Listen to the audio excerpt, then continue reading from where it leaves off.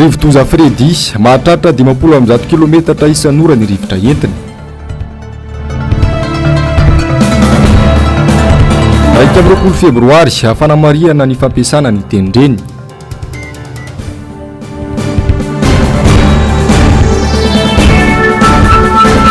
Betioka Tsimbo ankilabao amin'ny fampandrosoana fa olana ny sosialy.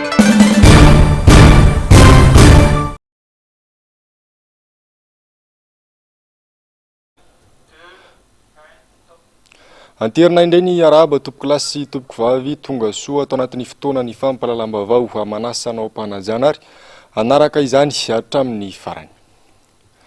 Mahay mampitombo ny kely ananana mizara izay kely ananana ny olona maharesy ny fahantrana. Io no loha hevitra nitondrany ny Filomary Karavalomanana Mivady sy ny Dr Rakotobe ny Familabela Rakevitra ny rahany tamin'ireo mpiofana mpitandrina androany tetsy amin'ny FJKM Ambatonakanga. Nizara ny lalam-piainany sy ny hevitra hahafahany mandresy ny fahantrana ny Filomary Karavalomanana mba ho fanilo miampita anarenana ny firenena. Natrika izany hevitra solondraibe sy Andry Rakotomalala.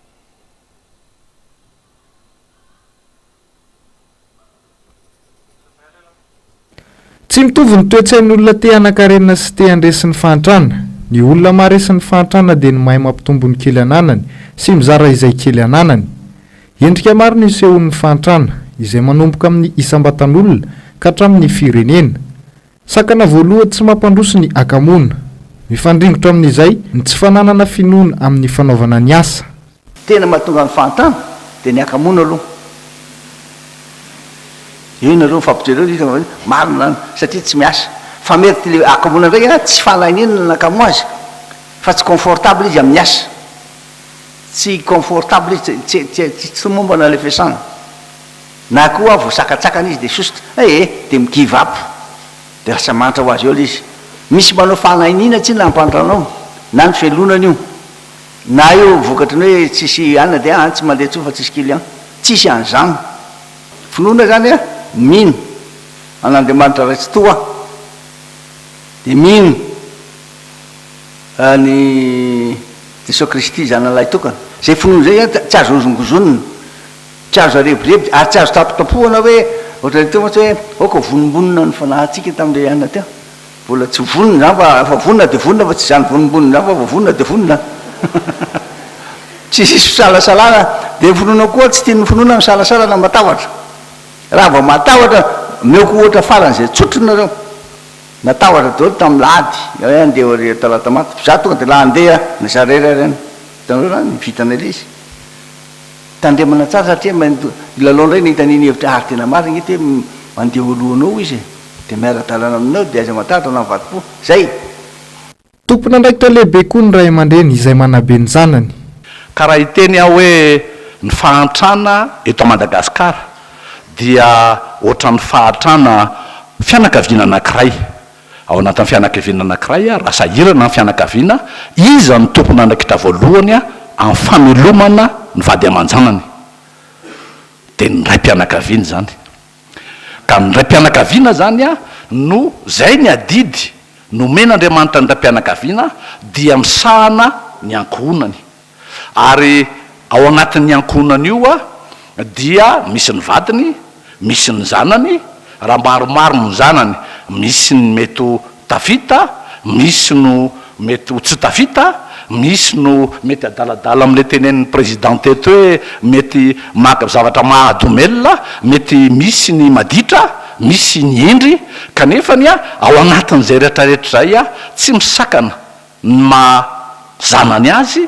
ary tsy misakana koa ny mahandraikitra maharay-pianakaviana azy. Azo hioarana tsara nefa ny fahantrana rehefa manana finoana sy manaiky tarian'Andriamanitra. Omendanja ny sehatra rehetra ahafahana mikolokolo ny fifandraisana amin'ny hafa. Tsy kely fa manandanja indrindra amin'izany ny fanomezana ny fanabeazana ny tsirairay ahafahana mampivelatra amin'ny saina ho tonga fanalahidy amin'ny fampivoarana. Ny rafim-panjakana sy ny politika mpanjakana koa dia tokony fototra amin'izay ahasoany vahoaka. Mampahantatra tsika koa ny fizarana miandry matetika ny fanjakana sy ny toloram-potsiny fa mila mandray an-tanana, mila mandray anjara ny tsirairay. Zao ary ny atao hoe fahantrana ve dia jereo nandona amin'ny foko loatra io fahantrano io nandona amin'ny foko izy a dia nampieritreritra ny lohako a dia nampisokatra ny tanako azao zany hoy izy nianatra ny ray aman-dreniko aza mamihina mihitsy ny soa any hafa ary aoka ianao a ahay anampy ny hafa zay foana zay zany mitariketra zay nianatra tadidiky mandrak'izao zay moa tonga manampy an'ireny any mery mandroso reny hoe aza mamihina mihitsy ny soa an'ny hafa satria mety soa amin'ny mpampianatra vo miteny izy hoe ho an'ny toeram-panomanana izy io a ho an'ny sekoly izy io a dia taitra ohatra zany tio letery vato aza mamihina mihitsy zay soa an'ny hafa satria ho atsika io soa io zay mahatonga hoe miasa zay tena ataontsika amin'ny finoana an'Andriamanitra no nandrosoky tamin'ny finoana fa niasa hoe ty asa mafy ty dia nankinina tamin'Andriamanitra tamin'ny finoana fa vita foana tsy mbola nahita hoe zatra nanahirana zany ka tsy vita tsisy dia amin'ny finoana koa rehefa manao zavatra ianao dia hoe azo ny finoanao tamin'iza filopirenena tamin'ny 2004 angambany zay na 2005 dia mifamaly tamin'ny président banque mondiale sy ny président DG ny FMI a raha zany soronareo a tsy ho vice président ny efitsikema tso fa mampifangaro ny asa dia aloha hiala tsy ho président gaga izy vitanao mitena vitako zany a finoko ny voalohany zay vao ny asako tiako resana aminao zany a tsy maintsy miara-miasa amin'ny olona eny amin'ny fotony tsika na le hoe décentralisation na dia fiangonana ary zay mahatonga hoe manana ao an-tsaiko a mandona ny ampopoko loatra le zatra nitranga dia mbola tsy afa-po mihitsy ny hoe raha mbola misy koa ny andro rehetra iainako ary raha mbola misy koa ny farany tsy very mihitsy ny fanantenako tena zava-dehibe io fanabeazana sy fitezana io tena tena manaiky zato isan-jato mihitsy hoe tsisy afa-tsy na mpantrona Madagasikara zay ihany ohatra anankiray président dia nanontaniana reo masera nanontaniana tany nosbe président inona mba ataontsika mba erovana nyreto zanakitsika zay mihitsy reto kizivavy reto fa 13 taona reo am dia efa viravirain'ny olona fotsiny teo ihany a dia nieritreritra dia niresaka tamin'ny banque mondiale dia tamin'ny amérikana tany norvégiane zao izy ho ampitombotsika 7 taona zay na tonga nampitombo an'iny 7 taona toera fotoana ianarana ankizy fa tsy CP fotsiny am'izay mba 12 taona 12 taona dia ampiana 2 taona 12 taona vo mamay aloha farafaratsiny ny zany zany a sady fiarovana n'le zanatsika io a ny fanabeazana azy fa anisan'ny zavatra nampalailoa indrindra tamin'ny fiainako zavatra roa ihany dia reo zanakitsika reo tanora ankizy nasorona teo tamin'izany niala teto nakany Sud Afrique dia niala zay mipotehana reo zavatra anakoroa tsy tanjika mihitsy ny lalana simbo ty zavatra zamboaro vetivety kely io dia vita rehefa hoe amboaro ray ny lalana dia amboarontsika ray fa le hoaviny le tanora sy le zaza mahalahelo mihitsy mahita an'izy hoe tsy mianatra 4% ny zaza amin'izao tsika miresaka zao tsy mianatra intsony izy a no miantony tsy fampimbola no miantony tsy fahasalamana zereo tena ankizy any atsimo 2.50 isan-jatony zanaka ny malagasy ane tamin'ny 2008 a tany ampianarana daholo fa zao ny zavatra eto mavoito amintsika ny exploitation ny par capita ny olona 20 taona 38% fotsiny zany hoe a ny ampiasaintsika ny olona zay efa majeur eto amintsika amin'ny fahalalany sy ny fahaizany sy ny anina 38% fotsiny fa raha ny Singapour izy a efa 90% any 90 zany hoe ny olona 20 taona zany tokony ame vokatra be tabe amin'ny fiainana 80 ka ataontsika hoe 70% feto amintsika 38% raha misy satria nahoana taingy tambo fotsiny ralahy dia mipetrapetraka fotsiny eny ralahy ny ankizy 20 taona miakatra io zany hoe tsy maintsy exploitenao maximum mihitsy zay ressource humaine nanantsika zay ka ny politika mpanjakana mihitsy a tsy manao ny asa mahasoa ny vahoaka zay priorité sy ireo filana fototra io natao hoe priorité tena fototra ilaindra reo ny sakafo tsisy resaka ninona izy manontany inona tena maketo amin'ny fantrana dia mifantrana sakafo efa tsy mihinana izy a tsy aloha dia efa izy a éduquena sakafo aloha ohatra zany hoe ny fototra ilainy amin'ny fiainana andavanandro kena ny ilaina amin'ny fiainana andavanandro na ny priorité ny mpitondra tokony atao priorité o ny toe-tsaina dia mandeha amin'izay ny toe-tsaina hoe eo le lazay hoe motivation fingaviana zay koa nyloza zarina memena ny tianytika fa tsy mahita izy mahita amilahatra izy de lasa miaraka nefa tsisy nina akory eo loza tsy mety mihitsy le maome fotsiny io e nitoetsana ny zarina maray fotsiny miandry ny fanomezana fotsiny kanjo le izy tsisy tapoko tsy tonga ny sambola simba le vary taitra izy de ny tena mampahatra ny olo koa le stabilité politique fandrirotra zay ny toe fandrirotra de fa mifandrirotra de lasa miady akarona eo de tsy hitatsony io resaka politique ny mifantrana misy am'izao iainantsika eto zao tsisy vary tsisy katsaka tsisy mangazo tsisy nina miakatra vitipe politique io nizy anizy amy teny anazy simple politique io le stabilité tsy ao de lasa na ovainy isana maro zao vonovaina gouvernement hitatsika ndragny le teo ihany miverina io fotsiny midikidiny eo olona manana ny aitarika na leadership no tsara toerana indrindra amin'ny fampivoarana sy ny fampandrosoana ka litatakina amin'izany ny fananana viana lavitra sy ny famindra mahitsy hifanaraka amin'ny zavatra ilaina teo amin'ny 67 zay zay taminareo teo zay ny tena niasa be fa vita ngambany roa taona ngamba zay niasa aloha tamin'ny voalohany de zay daholo voasakatsakana lasa n'izay ranaka ny Suède tany zay nanomboka na aiza fito taona nijanona tany hitako am'izay de izy hoe ty teniteny teneniko aminao le Hans Rosine ny anarany zao fotsiny teneniko aminao voalohany traité mitovy daholo ny olona rehetra tsisy ambany tsisy ambony mpanakarena be milliardaire be zany faharoa izy zany zavatra dadavaka fa manao zavatra anao de ataovy tsara ary rehefa mampiasa olona ianao engavio izy aloha anao ka rehefa manaiky izy engaviony de atao fa aza terena zay keo mavony fanontany raha vao terena ny olona zany de kamo izy fanontanio izy vonona vi izy ka rehefa vokatry ny vokany eo ampony iny de mandeha izy fa raha vao terena izy ohatra mitondra zoga be izy manao an'le izy tia koa dy zao nava de manjary mananao foana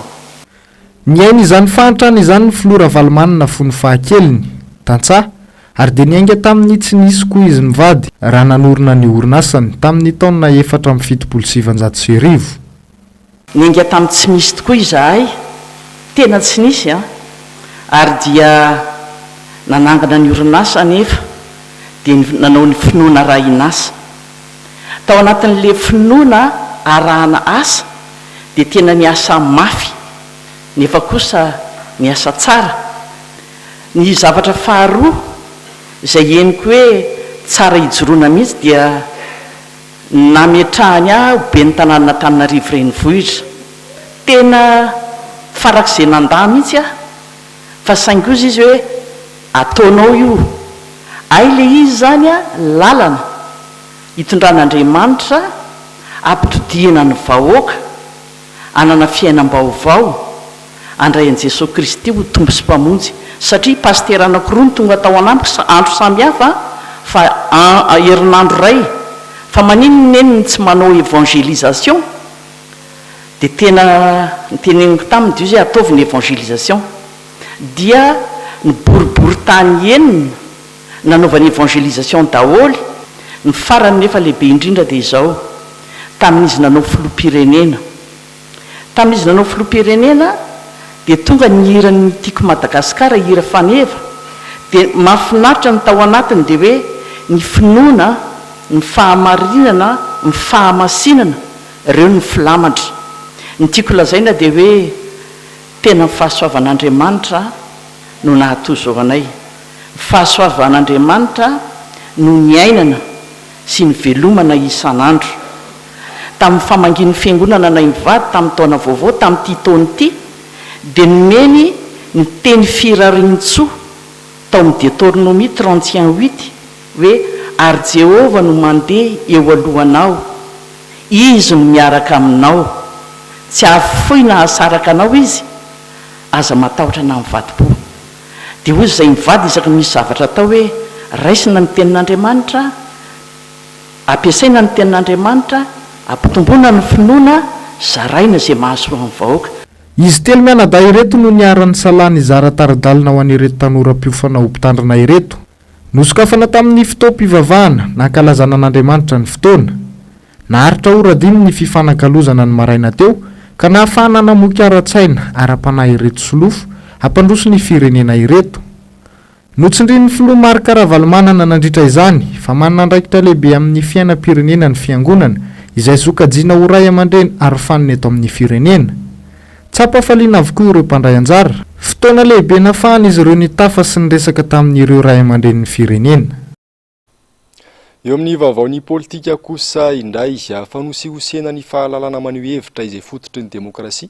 ny fanakatsakana natao amin'ireo antoko politika te iona amin'ireo mpiaradia aminy toy izay natao tamin'ny antoko tiako Madagasikara ny alahady lasa teo. Manoloana ireny indrindra dia nakeny amin'ny lapany mahazo arivo toeram-piasan'ny Prime Ministre lehiben'ny gouvernemanta ny biro politika ny antoko tiako Madagasikara androany nanatitra taratasy ho fampatsiahivana momba ny asan'ny antoko politika amin'izao akatoky ny fikirakarana ny fifidianana izao. Ny antso amin'ny fandraisana andraikitry ny lehiben'ny OMC ihany koa ny antoko manoloana ireny fioaram-pefireny Asina Andriamalala Sitoky Ramallah. Sakasakana ny mpitondra atrany sy ny antoko-panohitra rehefa misy hetsika toin'izy ireo. Raha tsy laza fotsiny ny tranga tamin'ny alahady lasa teo dia fanentanana ny vahoaka isoratra anatin'ny lisam-pifidianana no antony onan'ny filoha Marc Ravalomanana tamin'ny vahoaka tetsy talata maty saingy nosakana ny mpitandro filaminana. Isaky ny misy fanakatsakana tahaka izao dia ambaran'ireo mpitandro filaminana atrany fa izay no baiko avy any ambony ka izay no antony anoratany antoko tim tany amin'ny Prime Ministre Tsay Christian. Efa navoaka ny senia ny volavola tety andro anatanterahana ny fifidianana. Mbola nanao antso ny senia amin'ny fiarahamientany rehetra amin'ny fanatanterahana an'izay fifidianana izay. Ny antso zahay ety anivon'ny antoko tiako Madagasikara ny fanambarana faran'izay natao teo dia ny hoe tokony isina fahalalahana amin'ny asan'ny antoko politika, fahalalan'ny olom-pirenena rehetra ary indrindra ny fametrahana fitonina amin'ny fanomanana ny fifidianana. Ary indrindra ihany koa ny tenenina atao dia ny hoe aoka mba tsy hisy ny fioaram-pefy na ny fanaparam-pahefana. Mbola mitranga izay zavatra izay ankehitriny satria tamin'ny alahady teo raha anao ny adidy sy andraikitra ny antoko politika tsisy afa-tsy ny marina hoe nisy ny fampiara-pana tratry ny taona fa nanao ny fanentanana ny olo-pirenena rehetra izay iomana ao anaty fifidianana, nanao fanentanana ny filohan'ny antoko ny mpandray anjara fitenenana rehetra, nanao fanentanana amin'ny tokony isin'ny fisoratana anarana ao anaty lisam-pifidianana fanabeazana ny olo-pirenena hiatrehana n'ity fifidianana ity. Kanefa reny ny sakasakana nisy dia izay ny antony nanoratanay an'ity taratasy ity voatonona foana hoe baiko avy any ambony no anatanterahana azy ataonay fa tsy misy ambony noho ny lehiben'ny gouvernemanta dia nadresena direct tany ny taratasy mba ahafahany mandray andraikitra ary ny fitakinay ny andraisany andraikitra manoloana an'izay fioaram-pefy izay. Araka izany dia miantso ny mpitondra amela ny antoko politika mpanohitra anao ny asany ara-dalàna araka ny voalazany lalàna ny antoko tiako Madagasikara. Anisan'ny takinay zany satria ny antoko politika dia manana zo ary adidy manabe ny olo-pirenena rehetra, manoro ny mpitsambanao aminy ary indrindra ihany koa manao fanabeazana ho an'ny olo-pirenena. Toam-pifidianana ity dia hita ireny fanakatsakana ireny ka ny takinay zany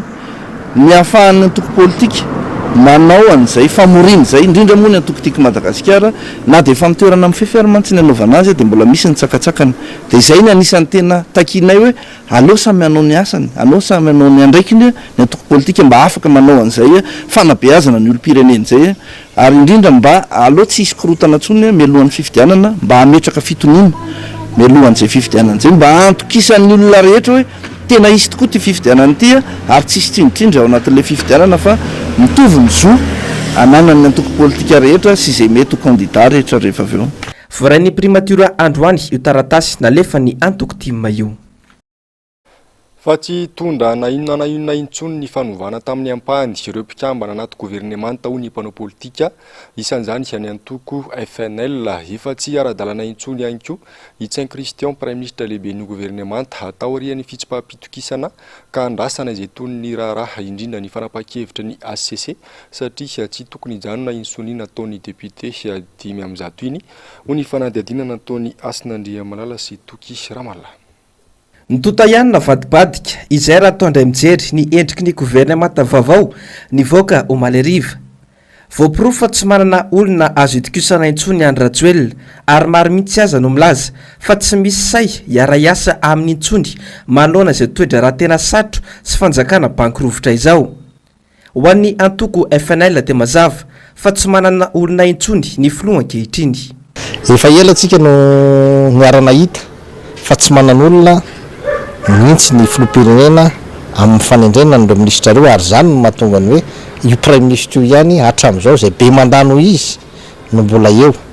fa ny tena tsy mety de hoe manakorotana ny rafitra efa mandeha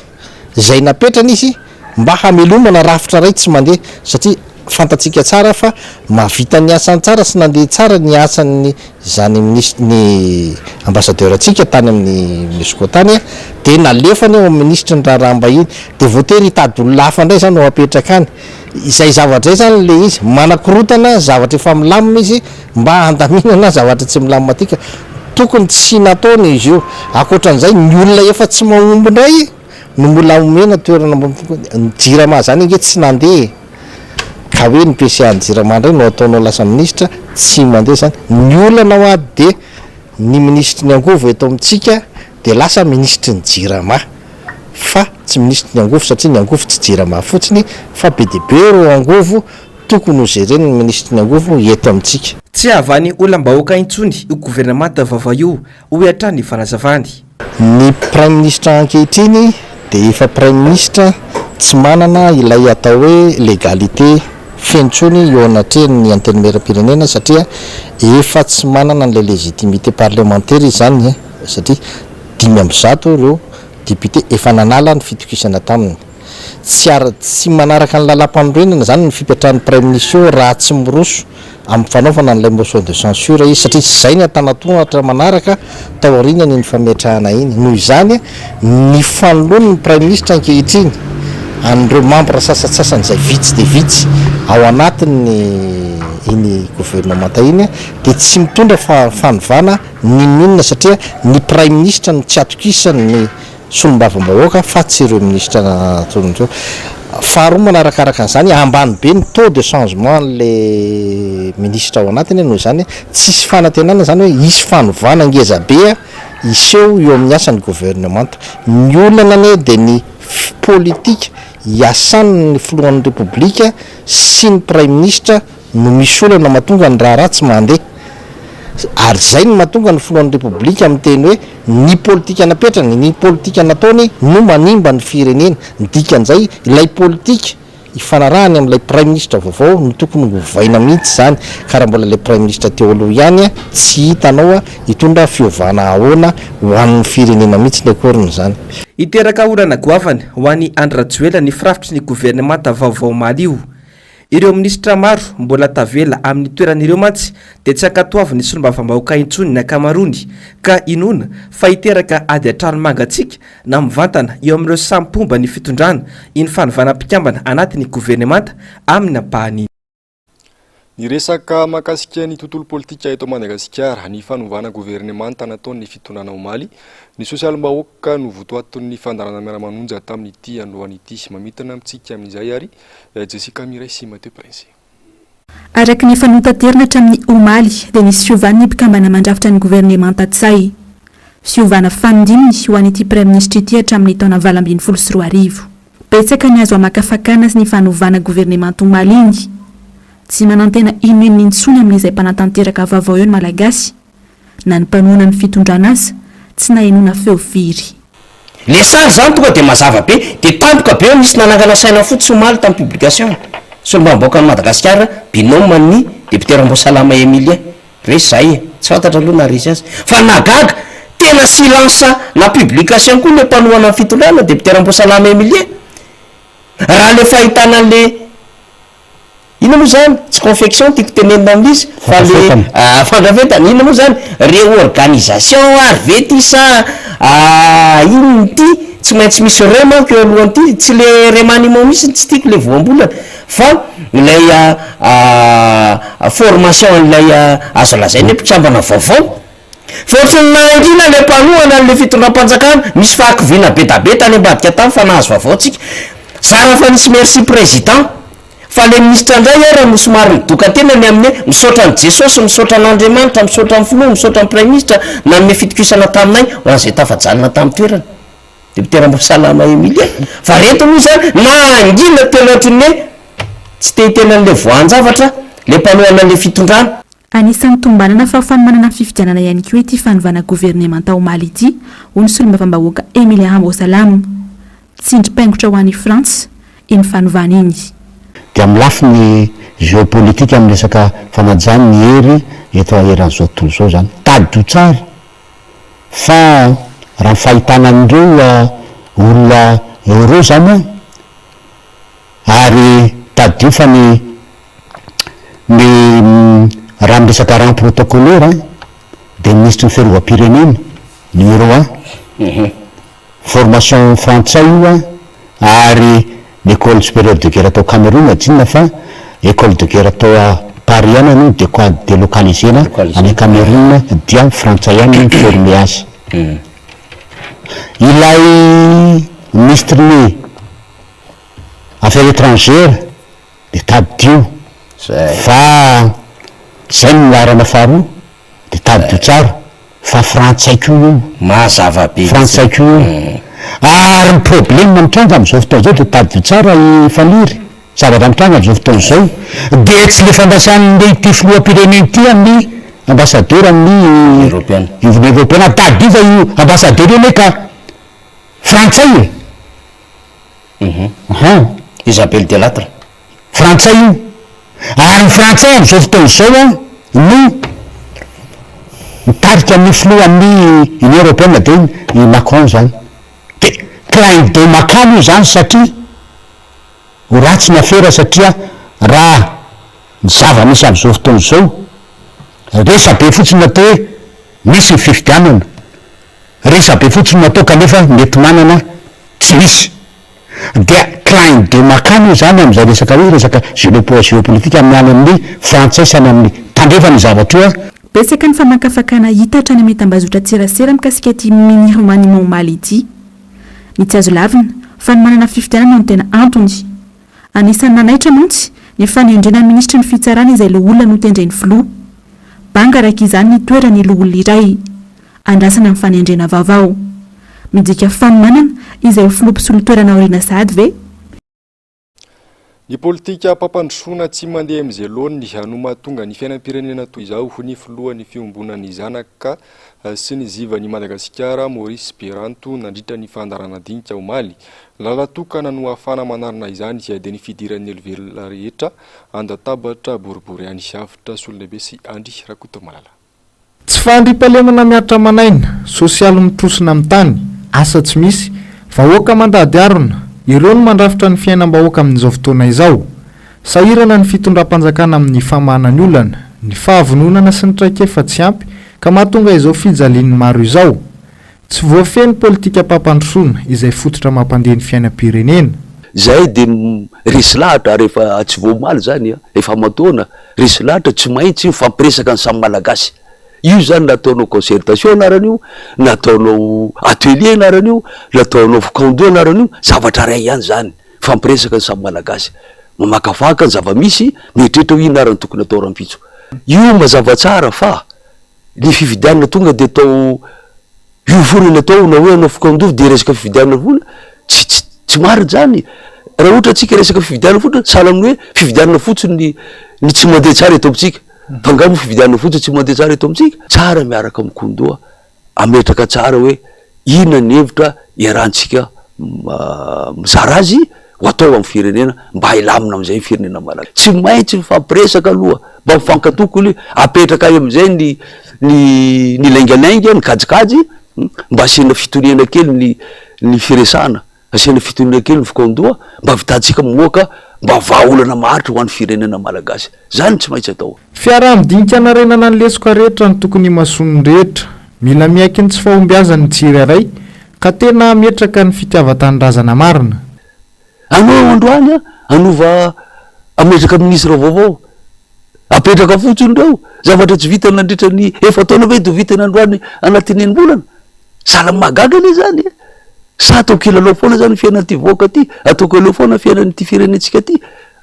zay ny zavatra magaga tsy mba mieritreritra reo olona reo ve mba ninona ny prétendrazana mitaky zavatra sarotro mitaky sarotro tsy mba mifieritretra azy zany fa diny azy any mijirijiry amy zavatra ataon'izy nefa vita fa tsy namokatra hatram'izao zany zavatra magaga hitanao tamin'ny tonga tokoa io fitondrana zao io le niteny hoe okandreo hoan'ny tanora ary betsaka ny malagasy prétendrazana de aokarangamba ho an'ny tanora amizay ino ary zao ny hevitretriny inona ny eritreritry olona nagnizigizina mihitsy andehanareo mpampetra am'izay nareo zokoolona hitatsika izy zao io tsy vitana slogan ny firenena tsy vitana slogan fa tokony karoana tsara zavatra ny aretina ho any aretin'ity firenena ty inona mahatonga ny tikerety inona mahatonga tsy fandripalemina sisisiny sisa tadiavana vahaolana io tsy resaka taona io fa resaka fikaroana zany tokony atao. Ny fandarana dinika dia arahinao eto amin'ny fahitalavitra sy ny onjam-peon'ny MBS isaky ny alatsinainy ariva amin'ny 7 ora sasany alina. Vavao mikasika ny toetry ny andro kosa indray efa nikisaka ny faritry Vatovavy sy Fitovonany ary tsy nanana ilay rivodoza Fredy ny ariva teo ikija ny rotsakorana ao anatin'ny 420 ora ary aherin'ny ranomasina akatratratra ny amin'ny 9 metatra ny avon'onja ho arahintsika tao anatin'ity fanadahidina ity ny akon'ny Fredy sy atany amin'ny faritra nentin'ny Jessica Miray sy Mateo Prince. Toy izao ny amafy ny rivotra tao Mananjary ny ariva teo nanomboka tamin'ny 2 ora tolakandro no efa niaratsy ny andro tamin'ny faritra Vatovavy sy Fitovonany iny. Ho an'ny tao Manakary na dia mbola tsy nahery vaika aza ny rivotra efa betsaka tamin'ny olona no nifindra tamin'ny toerana andraisana ny traboiny indrindra ny mponina avy any amin'ny toerana tena iny. Nisy fienany ny heriny na izany aza mbola rivodoza mahery Fredy 50 km isan'ora ny rivotra entiny ary raina tafiotra 10 km isan'ora manakaiky ny Vohibeny. Ireto kosa ny filazana amin'ny loko mena na loza amin'ny tatao Vatovavy, Fitovonany, Amoronimany, Matsiatrambony, Mahanoro, Antanambamanapotsy ary Marolambo. Ao Mananjary ny toerana idirany an-tanety manodidina any amin'ny 7 ora ariva teo hatramin'ny 10 ora alina.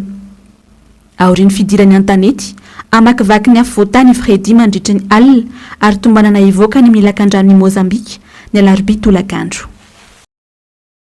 Fa efa misy ny fanomana nataony avy eo anivon'ny commune Pitatafika entina hiatrena ny fandalovany rivodoza Fredy raha nambarany ben'ny tanàna androany nanomboka omaly ny fanaovana ny fanentanana teny amin'ireo faritra ahina isian'ny fekaran-drano atoerana 4 ihany koa no efa nomanina andraisana ireo ahina otrabona onjalana raha manana sy Manora Andriamalala. Toerana 4 natokany commune Pitatafika andraisana ireo mety otrabona mandritra ny fandalovany rivodoza Fredy. Eo ny sekoly, ny fiangonana ary koa ny commune. Efa vonona avokoa ny fandaminana rehetra na ara-pitaovana izany na koa arakolona hiatrehana mety ho fandalovany rivodoza hoy ny ben'ny tanàna Pitatafika. Isan'ireo commune matetika tsy afabela amin'ny fiakaran-drano rehefa vanim-potoana ny fahavaratra toy izao ny eny Pitatafika. Entina hisorohana ny loza mety iseho dia efa nisy ny fanentanana ireo mponina any amin'ny faritra Iva ahina ho tondraky ny rano. Raha ny fandefasana ireo trabona efa nanomboka omaly dia manamafy androany mandeha zany ny tamtam mobile ataon'ny commune. Ny toerana asiana azy ireo efa vonona tanteraka mihitsiny dia miandry ny fandrindrana miaraka amin'ny BNCRC ny ministèren'ny population izay tsy tazana loatra tamin'ny farany teo ny fametanany izay ny azo ilazana azy tena vohikava mahatratra dia ny fametanana daholo. Ny hoe tafarina moa ny tanàna tsy mbola tafariny satria misy barage misy fefilo vaky any eo akaiky amin'zareo centimetatra ary io tena tonga dia mitobaka aty amin'ilay tanimbary 370 hektara tsy tafarina efa ny banque mondiale manao azy amin'izao fotoan'izao dia efa mandroso ny azy. Le izy moa miakatra aingana be ny izy dia mpiandohana zany nanodidina 700 olona dia vetivety teo tafiakatra 700 vetivety teo tafiakatra 700 dia izay ny pika an'izay 700 enimpolo sy 700 ny pika dia nidina aingana be koa satria noho ny antony tsy fandriam-pahalemana dia maika koa ireo olo ireo mba hiverina eny amin'ilay tranony fa misy koa ny mangalatra eny amin'ilay trano dia tsy mahazo aina izy mijanona hoe fa ilay sakafo ilay fahantrana no mahatonga azy mijanona hoe mba misy fizarana. Araka izany dia mbola tsy tafarina tanteraka hatramin'izao ireo trabona vokatry ny fandalovany rivodoza Trenezo ao amin'ity community izay ahitana trabona miisa 700 eo. Faraky ny vaovao ny latsaka izao hariva izao moa dia nanapa-kevitra ny ampiato ny fampianarana eto amin'ny faritra Analamanga. Ny diraina Analamanga manomboka rahampitso alarobia hatramin'ny zoma ho avy izao anoho ity rivo-doza Fredy ity.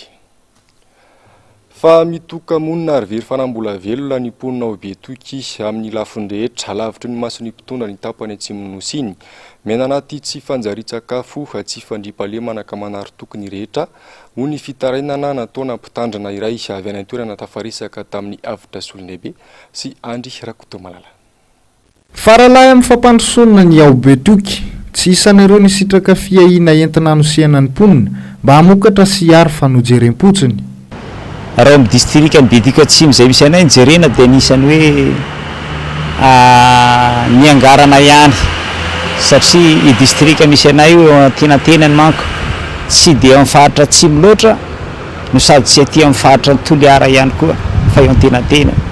Dia raha misitraka amin'ny fanampiana rehetrarehetra zao dia matetika tany atsimo any Ampani any amin'ny faritra Androy fa na izany na tsy izany aza dia amin'ny ankapobeny dia tsy misy ny fijerena ataon'ny fitondram-panjakana amin'ny resaka sosialy fa dia mianana fotsiny ihany amin'izay ampelantanana ny olona sy amin'izay fanampiana izay hoentin'ny mpamina ireny. Hafaliana ho an'ny faritra atsimo ny fisian'ny rotsakorana rehefa vanim-potoana toy izao.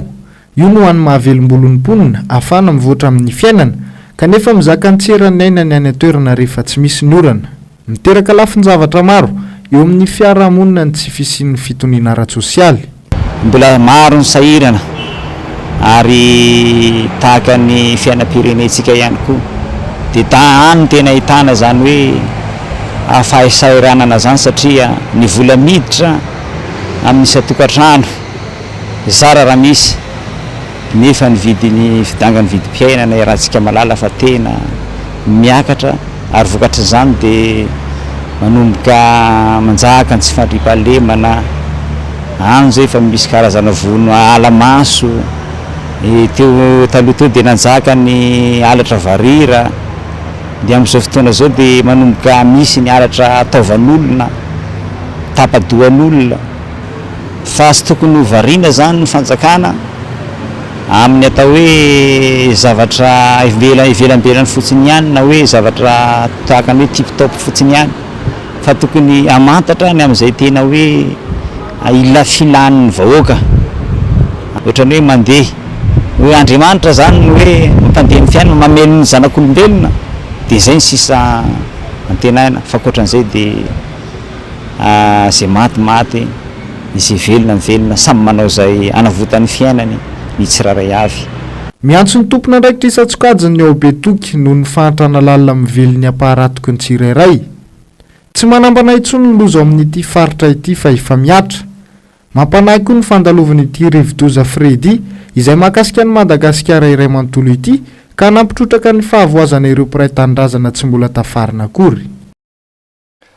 Famariana isaky ny faraiky amby roapolo ny volana febroary taka izao ny andro ankalazana ny fampiasana ny tenindreny araky ny nofaritan'ny UNESCO aloha hevitra tamin'ity taona ity ny hoe fanabeazana maro teny antoka ao amin'ny fampivoarana ny fanabeazana anisany nanamarika ity fankalazana ity isika teto Madagasikara Jessica Miray Mathieu Prince.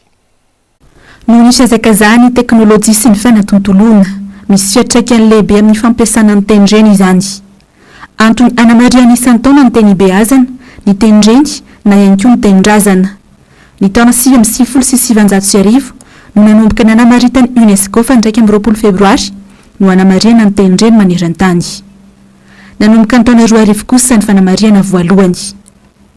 Anisan'ny nanamarika ity data 9 febroary ity ihany koa ny fanamariana ny hetsika tao Bangladesh ny taona 1970.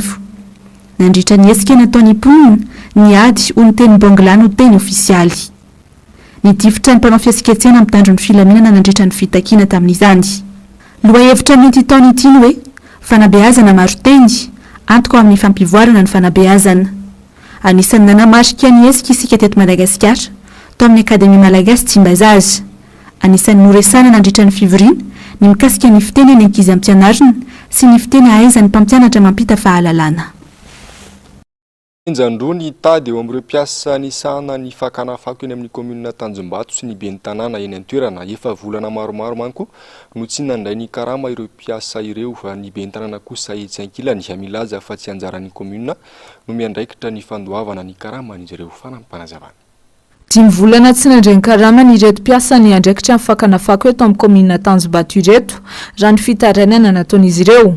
Nisy ny fifanarana nataon'izy ireo tamin'ny ben'ny tanàna ka ity farany ny tokony isana amin'ny fandoavana ny karaman'ireto mpiasa ireto raha ny fanambarana trany. 10 ariary isan'ny tokantrano isam-bolana, 10 ariary isaky ny mpivarotra, alvola manodidina ny 5 alina ariary ka hatramin'ny 5 alina sy 1 hetsy ariary no alaina amin'ireo orinasa manodidina ampandehanana ny asan'ny mpakafako eny amin'ny komuna Tanjombato nefa dia izao mbola misy tsy mandray karama 10 volana izao ihany. Mba miangavy olombelona ihany manana zanaka manana andraikitra aiza mety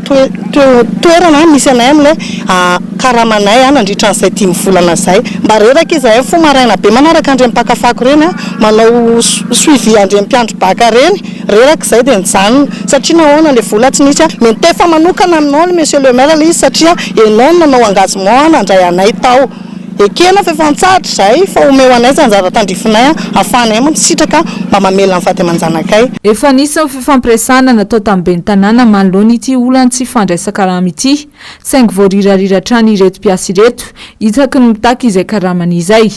Efa nisy fotoana izany manantona ny tenanay manokana dia passe-bol izany mahazo anao maka ny service social nanao engagement anay voaloha nisy dossier tao tonga ilay izy niakatra tery amin'ny SP indray izay nandray ilay karama lazainy tsisy dossier mitatitra makaty amin'ilay chef de service tsy nidigniko manokana ilay chef de service social tsy nisy nidira ilay izy satria mpanatanteraka fotsiny madame io fa rehefa nafindra makaty amin'ny SP ilay izy dia lasa rizariza nisy fatarany tsisy mihitsy ilay izy amin'izao fotoana izao rehefa nanatona tao amin'ny comptable ny raha ny SP indray nakany ambony dia izy niteny zareo hoe tsisy indray fa mbola miandry aloha misy fandaminana impirily izy mandritra ny 4 volana. Raha azo tamin'ny antso Antarby kosa amin'ny ben'ny tanàna dia nilaza fa fikambanana tsy miankina amin'ny komuna ny DTT izay misahana amin'ny fakana fako eny an-toerana. Tsy andraikitra ny komuna araka izany ny mandony karama mpiasa ao. Nolaviny ihany koa moa ny filazana fa nisy ny fifanarana natao tamin'ireo mpiasa tsy mbola nandray karama 10 volana.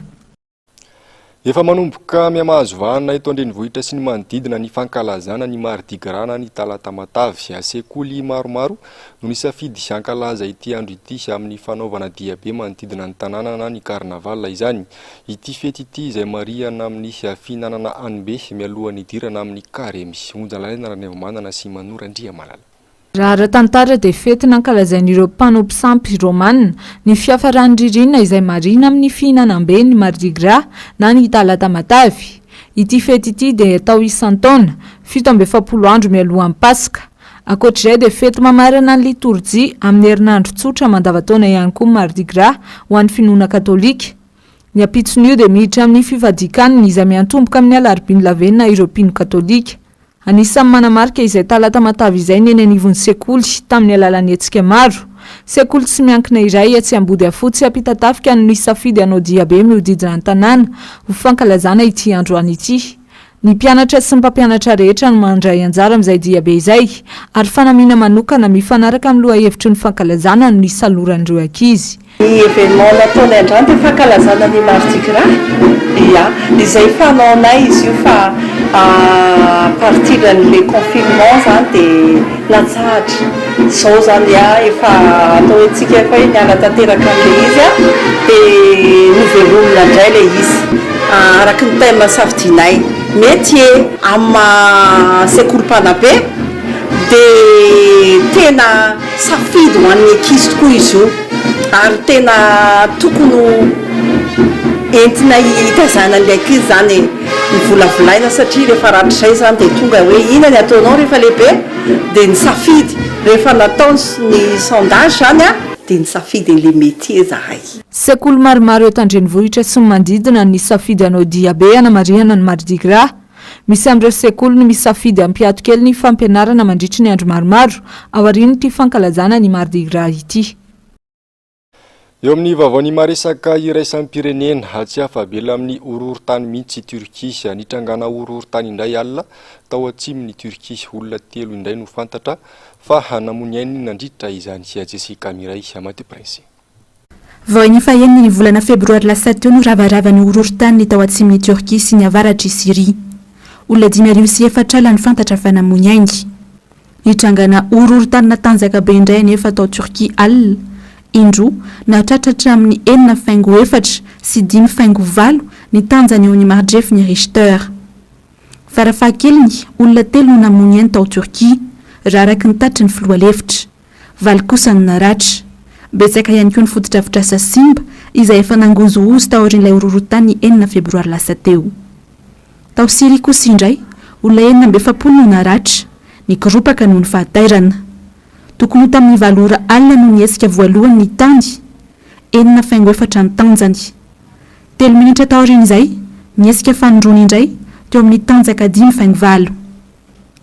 Mitoetra amina toerana tena ahitana trangana horohorontany Turquie. Tafiditra ao anatin'ny zone sismique les plus actives au monde.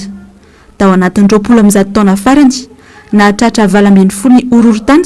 mihoatra ny 7 ny tanjany. Atony mahazatra dia ny fandaharana ona marina sy ny Global News no arainao avy hatrany aorian'izao fampalalam-baovao izao. Aorian'izay kosa ny horonan-tsary ny MC efa mitondra ny lohateny hoe Froide Vengeance ny sampana fampalalam-baovao. Manome fotoana anao amin'ny raha-pitso indray. Avilo maritoboka.